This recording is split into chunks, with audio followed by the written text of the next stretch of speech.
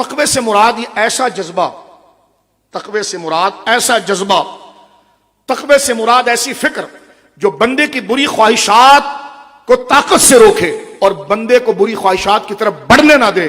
تو وہ طاقت اور وہ غلبہ اور وہ پاکیزہ فکر جو خدا کی نافرمانی سے روکیں اور برے خواہشات کی تکمیل سے روکیں، بری خواہشات کو انجام دینے سے روکیں، اس طاقت کو تقویٰ کہتے ہیں۔ اور اس کی بہترین پریکٹس جو ہے وہ روزے کے اندر ہوتی ہے۔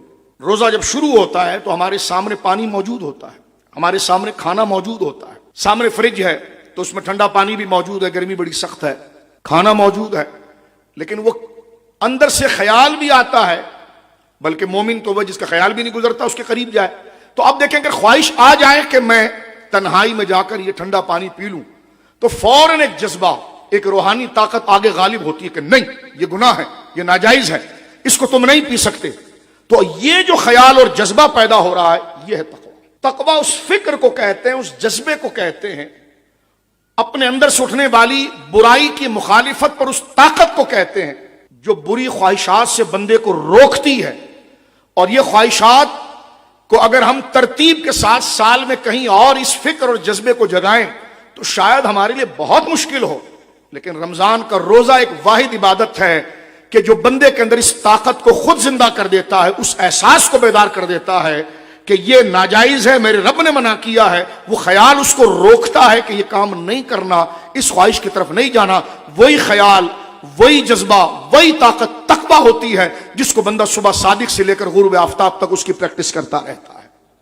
اسی کو قرآن نے کہا کہ لعلکم تتقون، ہم نے روزے تم پر کیوں فرض کیے ہیں؟ فرمایا اس لیے تاکہ تمہارے اندر وہ احساس جاگے، اور وہ احساس جو تمہیں بری خواہشات سے روکے، وہ فکر، وہ جذبہ، وہ بات جو تمہیں بری خواہشات سے روکے۔ اور اس کے بعد یہ مہینہ بھر جب تم اس بات کی پریکٹس کر لیتے ہو کہ تمہاری یعنی اس 14 گھنٹے یا 16 گھنٹے کے درمیان یہ جتنا بھی ڈیوریشن ہے دورانیہ، اس میں جو آپ کو پیاس لگ رہی ہے یا بھوک لگ رہی ہے، سامنے چیز موجود ہے لیکن اس طرف جانا گناہ ہے، تو وہ ایک خیال آپ کو کہتا ہے کہ رب ناراض ہوگا، یہ گناہ ہے اور اس خواہشات کی تم تکمیل نہیں کر سکتے۔ تو یہ خیال اور یہ طاقت جو پیچھے آ رہی ہے یہ تقویٰ ہے۔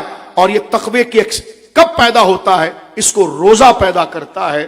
روزے کے ذریعے یہ جذبہ سامنے آتا ہے، مہینے بھر بندے کے اندر اس احساس کو جگا کر، سال بھر اس احساس کو زندہ رکھنے کے لیے کہ رمضان کے بعد بھی اگر رب کی طرف سے ممنوعات اور حرام اور ناجائز کام تمہارے سامنے ہو جائے تو یہ خیال رمضان تمہارے اندر بیدار رکھتا ہے، اور سال کے دیگر 11 مہینوں کے اندر اس برائی سے بچنے کے لیے یہ خیال تمہاری معاونت کرتا ہے۔ تو فرمایا ہم نے روزہ اس لیے فرض کیا تھا لعلکم تتقون، تاکہ یہ فکر، یہ خیال، یہ طاقت تمہارے اندر بیدار ہو جائے۔